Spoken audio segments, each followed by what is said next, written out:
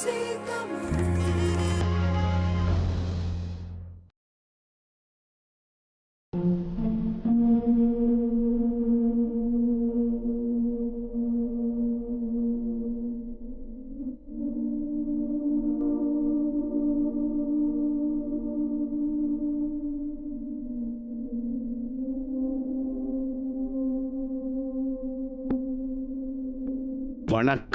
தாய்நாடு.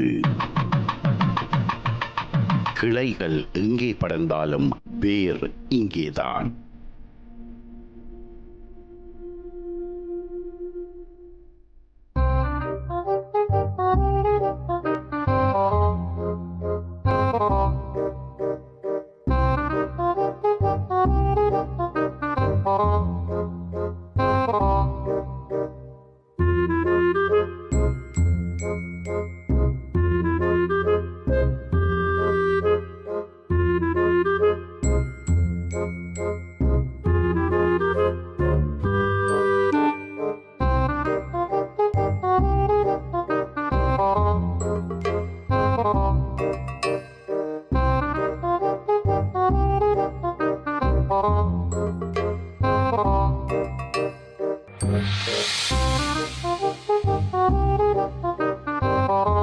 வணக்கம் அக்கா, நீங்கள் இந்த ஜசோபி தொழிற்சாலையில் எத்தனை ஆண்டு காலமாக வேலை செய்து கொண்டிருக்கிறீங்க? 3 வருஷம். 3 வருஷமா என்ன வேலை செய்கிறீங்க இங்கே? உற்பத்தியாளர் அப்பா கடமை. உற்பத்தியாளர்னா கொஞ்சம் விரிவாக சொல்லுங்களேன். இப்போ நாங்கள் இப்போ எங்களோட உற்பத்தி எங்களோட சொந்த பழங்கள் எடுத்து யாழ் மாவட்டத்தில் இருந்து உள்ளூர் உற்பத்தியாக நாங்கள் இப்போ உற்பத்தி செய்துகின்றோம். எல்லாரும் எல்லா வேலையும் செய்கிறோம். எத்தனை மணித்தியாலம் வேலை செய்கிறீங்க? மணித்தியாலம் வேலை செய்கிறோம். நாங்கள் இப்போது ஜசோபி ஜூஸ் நிறுவனத்தின் இயந்திரங்கள் வைக்கப்பட்டிருக்கும் ஒரு அறையில் நின்று கொண்டிருக்கிறோம். இந்த இயந்திரங்கள் என்ன காரணத்துக்காக பயன்படுது என்பதை இங்கே நிற்கும் ஒருவர் நம்முடன் பகிர்ந்து கொள்வார். அதாவது நாங்கள் இந்த ஜசோபி பலரச தொழிற்சாலை என்றது பல்நோக்கு கூட்டுறவு சங்கத்தினுடைய ஒரு பகுதியாக இயங்கிக் கொண்டிருக்கின்றது. இந்த எங்களுடைய கிராமத்தில் உள்ள விவசாயிகள் 144 விவசாயிகள் எங்களுடைய ஜசோபி இந்த நிறுவனத்தில் அங்கத்தவர்களாக இருக்கிறார்கள். அவர்களிடம் இருந்து பெறுகின்ற பழங்களை கொண்டு, அதாவது இது என்ன பழங்களாக இருந்ததுன்னா அந்த பழங்களை கொண்டு நாங்கள் இங்கே உற்பத்திகளை செய்து கொண்டு வருகின்றோம். அதாவது இதன் நோக்கமே பெண்களின் வாழ்வாதாரத்துக்கும் விவசாயிகளின் தேவைக்காகத்தான் இதை ஆரம்பிக்கப்பட்டது. அதாவது அந்த விவசாயிகளிலிருந்து கொள்வனவு செய்கின்ற பழங்கள் அனைத்தையும் இதிலே தெரிகின்ற இந்த மிஷினில் முதல் நாங்கள் அவிய வச்சு அந்த தொற்று நீக்கிகள் எல்லாத்தையும் நீக்கி அதில் இருந்து தெளிவான இதாக எடுத்து அடுத்த அங்கால உள்ள மிஷினரிக்கு நாங்கள் மாற்றப்படும். இந்த இயந்திரம் எதற்காக பயன்படுகிறது? இந்த இயந்திரம் இப்போ உதாரணத்துக்கு நாங்கள் மாம்பழம் எடுத்துக்கொண்டால் அந்த முதல் சொன்ன அந்த மிஷினில் அவிச்சு எடுத்து இந்த மிஷினில் அந்த மாம்பழம் சாறாக்கி கொள்வது. அதாவது இதில் இந்த மிஷினில் போட்டு அந்த மாம்பழத்தை புழிஞ்சு சாறு வேறு அந்த தோல் வேறு வித வேறாக எடுத்து தனிச்சாறாக புளியப்படுகின்றது. அதுக்கு 2 இயந்திரங்கள் இங்கே இருக்கின்றது. இந்த 2 இயந்திரங்கள் பழத்துக்கு ஏற்றவாறு நாங்கள் அந்த மிஷினை பயன்படுத்தி கொள்வோம். நாங்கள் அதிலிருந்து எடுக்கப்படுகிற சாறுகளை இந்த இயந்திரத்தில் இட்டு இதுக்கான மூலப்பொருள்கள் எல்லாத்தையும் இட்டு இதில் இருந்து கலவையாக தயாரித்து இது அடுத்த மிஷினரிக்கு நாங்கள் கொண்டு செல்வோம். அதை இறுதியாக நாங்கள் இந்த பழங்கள் எல்லாத்தையும் எடுத்து சாராக்கி அதில் காய்ச்சி வடித்து இங்கால இந்த மிஷினில் இறுதியான இதாக நாங்கள் இந்த மிஷினை பாவிச்சு கொண்டிருக்கிறோம். அதாவது அனைத்து சாறையும், அதாவது மேங்கோ, நாங்கள் இதில் 16 உற்பத்திகள் தயாரிக்கப்படுது. மேங்கோ ட்ரிங்க், என்னாசிட் ட்ரிங்க், கோடியல் ஐட்டம், நெல்லி crush, orange cordial, mix cordial என்ற 16 ஐட்டங்களை நாங்கள் இங்கே தயாரித்து கொண்டிருக்கிறோம். இது இறுதியாக நாங்கள் தயாரிக்கின்ற அதாவது எல்லாத்தையும் கொண்டு இதில் மிக்ஸ் பண்ணி இதனூடாகவே நாங்கள் அதில் வெளியில் அவுட் ப்ராடக்டாக எடுத்துக்கொள்கிறோம். இந்த இயந்திரத்திலேருந்து வெளிவார பழசாறு அப்படியே பேக்கிங் பண்ணுற செக்ஷனுக்கு போகுமா? இந்த இயந்திரத்தால் ஃபினிஷிங்காக போகிறது பேக்கிங் சென்டருக்கு போகும். அதாவது அங்கால பணியாளர்கள் நிறைய ஆட்கள் இருந்து அந்த இறுதி பேக்கிங் செய்த முடிப்பார்கள். இந்த இயந்திரம் வந்து ஒரு நீராவியினூடாக செயல்பட்டு கொண்டிருக்கின்றது. நாங்கள் இந்த ஜெசிபி பலச தொழிற்சாலைகளில் பாவிக்கப்படுற அனைத்து பொருட்களையும், அதாவது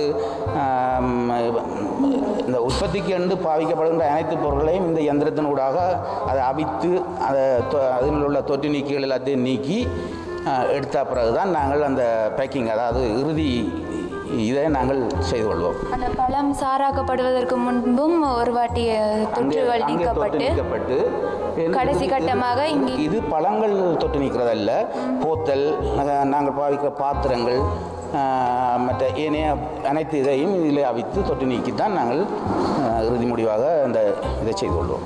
சுத்தம் செய்கிற இடமாக நாங்கள் இதை வைத்துக் கொள்கிறோம். அதாவது இந்த எந்த ஒரு பழத்தையும் ஓடும் நீரில் கழுவ வேண்டிய ஒரு கடப்பாடு எங்களுக்கு இருக்குது.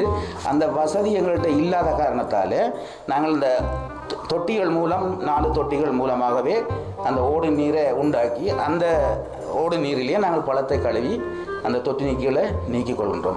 பாய்லர் வைத்திருக்கப்படும் இந்த அறைக்குள் என்னென்ன செயற்பாடுகள் நடக்கப்படுகின்றன? அதாவது வந்து மிக முக்கியமான இந்த தொழிற்சாலையினோட மிக முக்கியமான பகுதி என்று சொன்னால் இதைத்தான் நாங்கள் எடுத்துக்கொள்ளலாம்.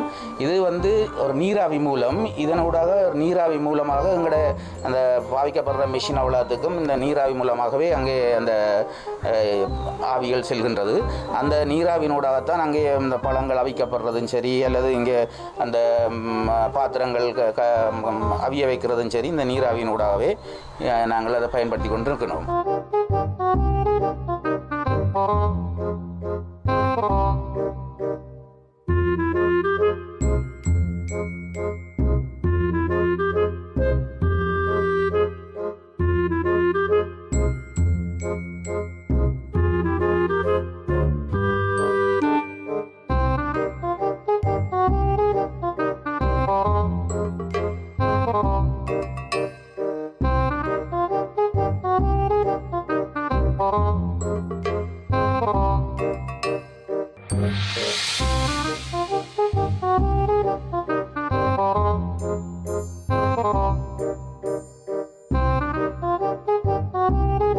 ஜசுபி தொழிற்சாலையில் தற்போது எத்தனை பணியாளர்கள் வேலை செய்து கொண்டிருக்கிறோம்?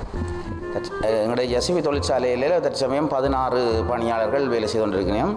இதனுடைய நோக்கம் வந்து இப்போ பெண்கள், அதாவது இங்கே இப்போ பெண்களுடைய வாழ்வாதாரமும் விவசாயிகளுடைய நன்மதிப்புக்காகவே இந்த நிறுவனம் தயாரிக்கப்பட்டு அதன்படியே இங்கே நடந்து கொண்டிருக்கின்றது.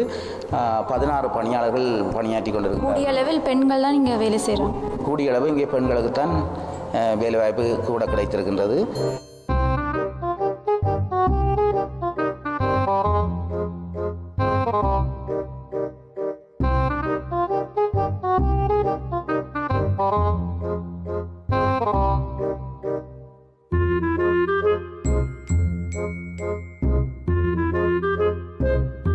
எவ்வளோ காலமாக்கா இங்கே வேலை செய்கிறீங்க? நான் இங்கே 1 வருஷமாக வேலை செய்யுங்க. என்ன வேலை செய்கிறீங்க? நான் இங்கே உற்பத்தியாளராக. எல்லாருமே இப்போ உற்பத்தியாளர் அந்த வேலைக்குள்ளையா? இல்லை, நான் முதல் ஸ்டோர் கீப்பராக வேலை செய்தேன். பிறகு உங்களுக்கு உற்பத்தியாளராக இப்போ வேலை செய்கிறேன். உங்களுக்கு எது இலகுவாக இருக்குது? முதல் செய்த ஸ்டோர் கீப்பர் வேலையோ இல்லாட்டி இங்கே உற்பத்தி செய்கிற வேலையோ? உற்பத்தி. நாங்கள் இப்போது நிற்பது பழச்சாறு சேமிக்கும் இடம். அதை பற்றி எங்களுக்கு கொஞ்சம் சொல்லுவீங்களா? இது வந்து ஒரு கூட்டப்பட்ட அறையாக காணப்படுகின்றது. இதில் வந்து நாங்கள் எல்லா பழங்களையும், அதாவது நாங்கள் தயாரிக்கின்ற அத்தனை பழங்களையும் முதல்ல சொல்லப்பட்டவாறு அந்த மிஷினரியில் தயாரித்து அந்த பழங்கள் சாராக்கி அந்த சாரை கொண்டு வந்து இந்த அறையில் நாங்கள் சேமித்து வச்சுருக்கின்றோம். அதாவது வந்து சீசன் டைமில் அந்த காலப்பகுதியில் நாங்கள் அந்த பழங்களை கொள்வனவு செய்து சாராக்கி நாங்கள் எங்களோட தேவைக்கு ஏற்றவாறு நாங்கள் இங்கே சேமித்து வச்சுருக்கின்றோம். அதுதான் ஒரு குளிரூட்டப்பட்ட அறை தானே. அப்போ எந்த டெம்பரேச்சரில் இந்த அறை இருக்கிறது? அது எங்கள்கிட்ட வந்து குளிரூட்டப்பட்ட அறை வந்து 3 கேட்டகரியில் இருக்குது, 3 விதத்தில் இருக்குது. இது வந்து சாதாரணமான ஒரு குளிரூட்டப்பட்ட நிலையில் தான் இந்த இது காணப்படுது என்று சொன்னால், நாங்கள் இது பேரலில் அடைச்சி வச்சு தேவைக்கேற்ற மாதிரி எடுத்து அங்கால 86 வீத இதில் வந்து நாங்கள் அங்கே சேமித்து வச்சுருக்கோம். அடுத்த அறையில் நாங்கள் அதை பார்க்கலாம். இந்த அறையில் என்ன நடவடிக்கை மேற்கொள்ளப்படுகின்றது? இது வந்து இது ஒரு குளிரூட்டப்பட்ட அறையாக காணப்படுகிறது. இந்த அறை வந்து ஒரு கனடியன் நிறுவனத்தால் UNDP இந்திய அனுசரணையோடு இதை நாங்கள் நிறுவி தந்திருக்கிறார்கள். அது எங்களுக்கு மிகவும் பயன்பாடாக காணப்படுகிறது. ஏன்னா நாங்கள் எங்களோட பழங்களை மலிவான நேரங்களில் அந்த பழங்களை எடுத்து அதை சாராக்கி இங்கே கொண்டு வந்து நாங்கள் சேமித்து வச்சுருக்கணும். தேவைப்படும் போது இதை எடுத்து நாங்கள் உற்பத்தியாக்கி மக்களுக்கு பயன்படக்கூடியவாறு வெளியிலே விற்பனைக்கு அனுப்பி கொண்டிருக்கிறோம். எத்தனை நாள் மட்டும் இந்த பழச்சாறுகளை இங்கே சேமித்து வச்சுக்கொள்ளலாம்? நல்ல கேள்வி. இது அதாவது வந்து இந்த பழங்களை நாங்கள் 6 மாதத்துக்கு தான் இதை சேமித்து வைப்போம். 6 மாதம் எங்களை பொறுத்த மட்டும் இந்த பழங்கள் இங்கே எங்களுக்கு சாராக்கி வைக்கிறது போதாது. 6 மாதத்துக்குள்ளே எங்களுக்கு அந்த பழங்கள் முடிவடைந்துடும். அப்படி இல்லை அந்த 6 மாதத்துக்கு மேற்பட்டால் நாங்கள் அதை அப்புறப்படுத்திடுவோம்.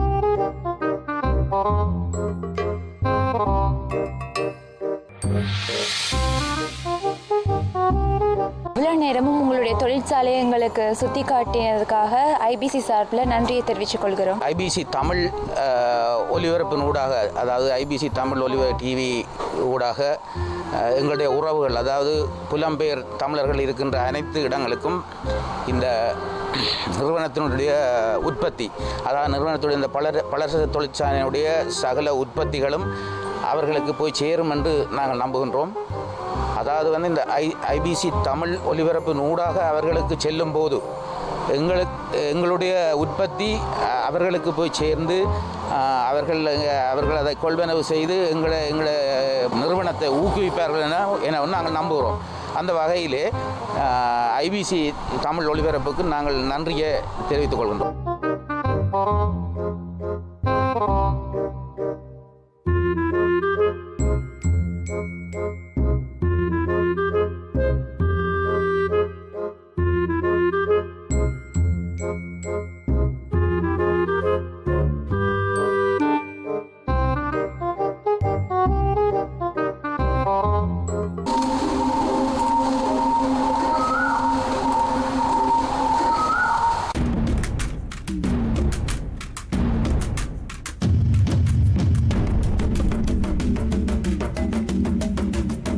ஆலயத்தைச் சேர்ந்த பலர் வெளிநாடுகளில் தற்போது வசித்துக் கொண்டிருப்பீர்கள்.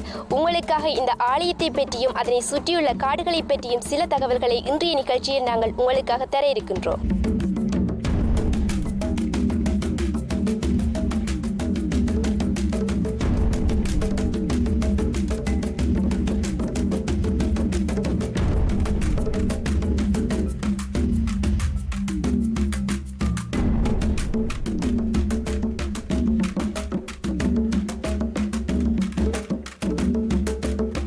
சோழியம்மன் கோயிலை சுற்றியுள்ள காட்டுப்பகுதியின் நடுப்பகுதியில் தான் நான் இப்போது நின்று கொண்டிருக்கின்றேன். என்னை சுற்றி பல மரங்கள் காணப்படுகின்றன. இந்த மரங்கள் ஒவ்வொன்றும் தனித்துவமான மூலிகை தன்மையை கொண்டவை.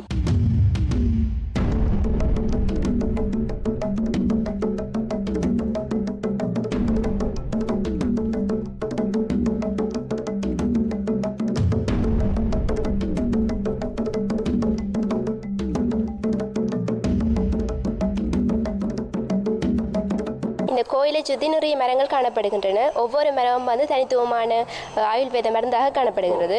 அதை பற்றி நீங்கள் ஒவ்வொரு மரத்தின் நன்மைகளை பற்றி சொல்லுங்கள். இந்த மகிழ மரம், முக்கியமாக மகிழ மரம் தான் நீங்கள் முதலாவதாக சொல்லக்கூடிய இந்த தலத்தின் தல விருட்சமும் அதுதான்.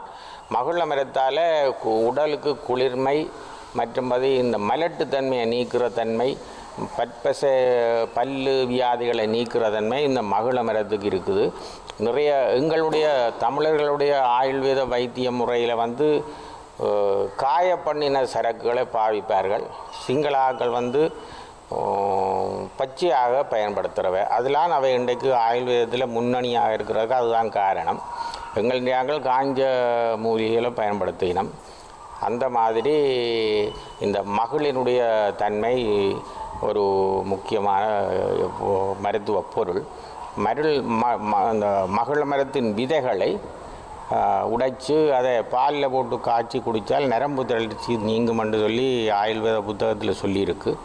அதே மாதிரி இங்கே செண்பகம் இருக்குது, செண்பகப்பூ என்று சொல்கிறது. மற்றது பாதிரி இருக்குது, குரவம் என்ற இருக்குது, கடல் ராஞ்சி என்று சொல்லப்பட்ட ஒரு மூலிகை இருக்குது. அது இந்த டயபெட்டிக், இந்த நீரிழிவு வியாதியை நீக்கக்கூடிய ஒரு மூலிகை. அது இந்த கதிர்காம பக்கத்தில் அந்த மரத்தில் கடைஞ்சு தண்ணி விடுற ஒரு பாத்திரம் மாதிரி கடைஞ்சி அதுக்கு தண்ணியை விட்டு ஊற வச்சு இரவு ஊற வச்சு விடிய குடிக்கிற ஒரு வயத்தில் அப்படி ஒரு முறை இருக்குது. அந்த மரம் இங்கேயே நிற்குது.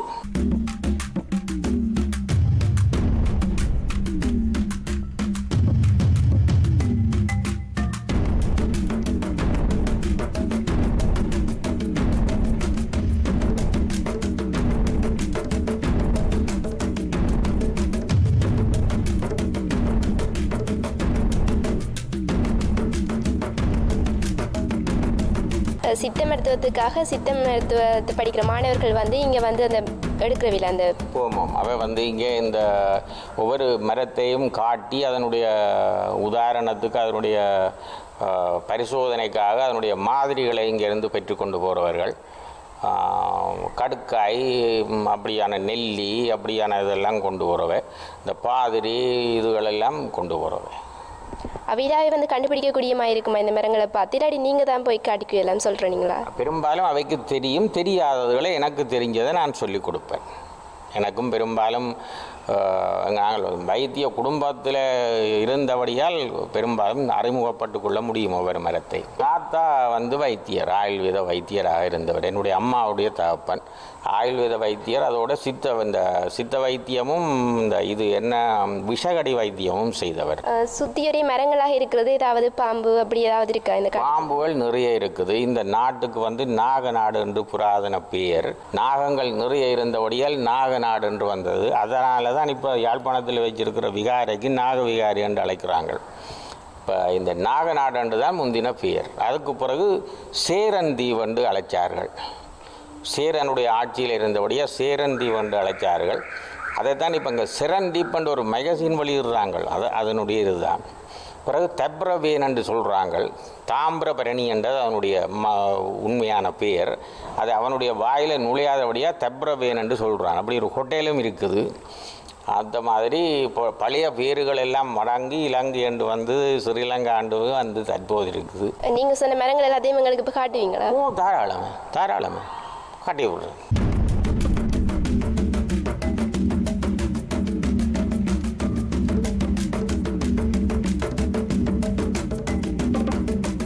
இதுதான் பாதிரி மரம்.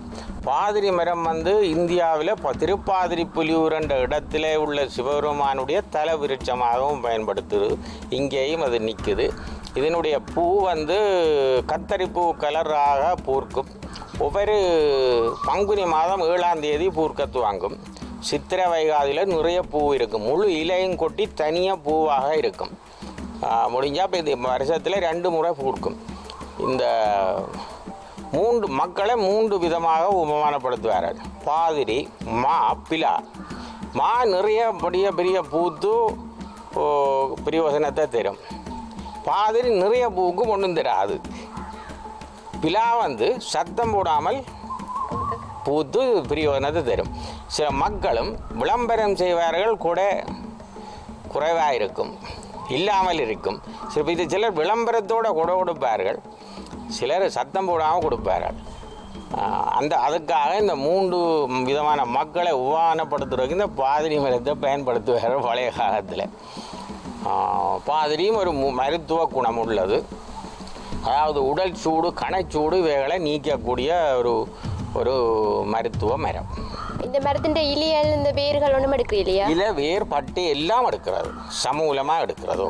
மற்றது இது இந்த ஓமத்துக்கு பாவிக்கிற ஒரு சமித்து, விஷேட சமித்து, கும்பாபிஷேகங்களுக்கு பாவிக்கிறது. அடுத்தது ஷண்பகம். அதில் இருங்க ஒரு பூ இருக்குது, இப்போ மஞ்சள் பூ. அது கண்டிருப்பியல் பல இடங்களில் நிற்கும்.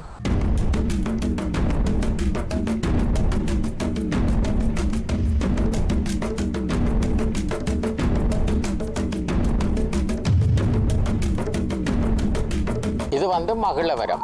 மகிழ மரத்தில் 3 இனமான மரங்கள் இருக்குது, ஆண் பெண் அலி. அதில் இது வந்து பெண் மரம், மகிழ மரம். பெண் மரம் கபூத்து காய்க்கிறது. அந்த பெண் மரம் என்னத்துக்கு பயன்படுறது? மகிழ மரம் 3 விதமான 3 மரங்களும் மருத்துவத்துக்கு பயன்படுத்துறது தான். மூன்றும் ஒரே மாதிரியான குணங்களை உடையவை. கொடி மாதிரி அதில் வளர்ந்துருக்கல்லோ, அதுதான் கடல் ராஞ்சி என்று சொல்கிறது. இந்த நீரிழிவு டயபெட்டிக்கு அவிச்சு குடிக்கிறது.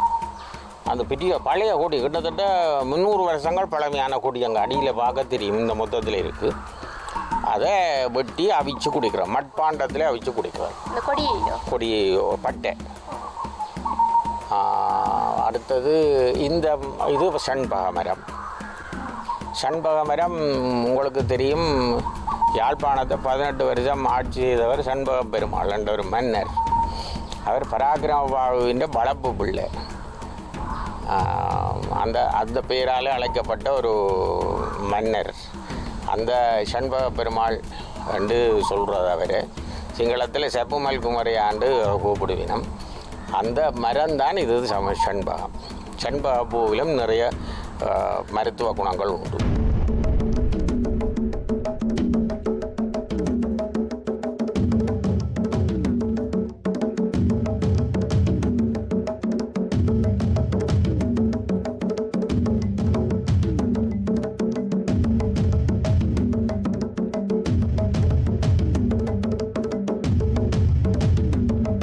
அத்தி மரம். சமித்துல 9 விதமான கிரக சமித்துகளிலே உண்டு அத்தி. அத்திக்காய் என்று சொல்லி கேள்விப்பட்டிருப்பீங்க. அத்திக்காய் மூல வருத்தத்துக்கு பயன்படுத்துகிற ஒரு சமூல மரம். அதை காயில் பட்டையெல்லாம் பயன்படுத்துகிறோம்.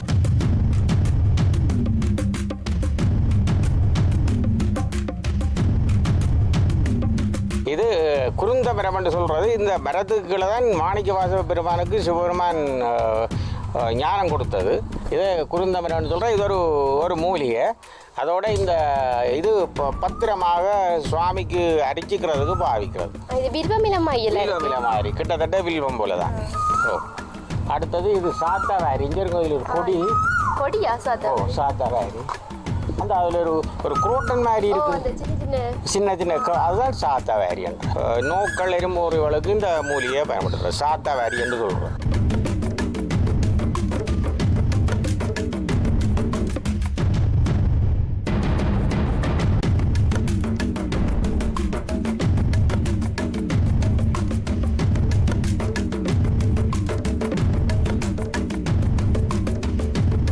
சாத்தாவாரி இதை முறிவு நெறிவுக்கு பயன்படுத்துறது. புக்கை எலும்பு முறிவுகளுக்கு பயன்படுத்துகிற ஒரு மூலிகை. மக்களுக்கும் மாக்களுக்கும் பயன்படுத்துகிற ஒரு மூலிகை. அதாவது கழிச்சல் பேதி அதுகளை நிப்பாட்டக்கூடிய ஒரு கொடி வகையை சேர்ந்தது பொன்முசுட்டை.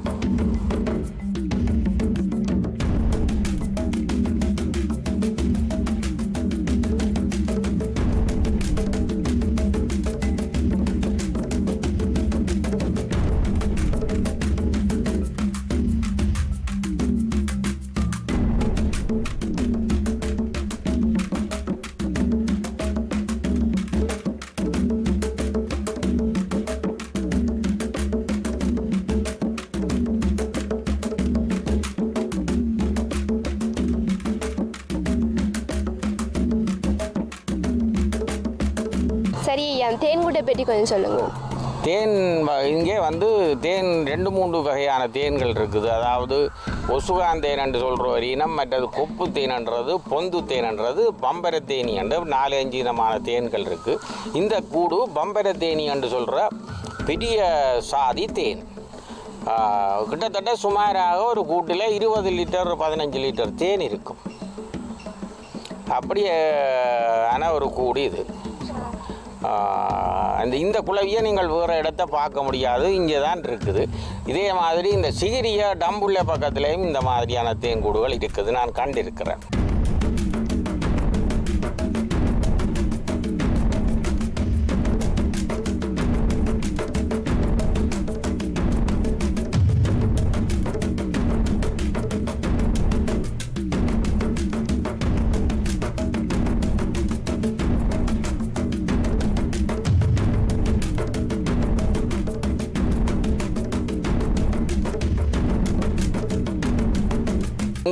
கல்லில் மரத்தால் கடையப்பட்ட தூணை வச்சு பழைய காலத்தில் கிட்டத்தட்ட 400-500 வருஷங்களுக்கு முதல் கோயில் அமைச்சிருந்தார்கள்.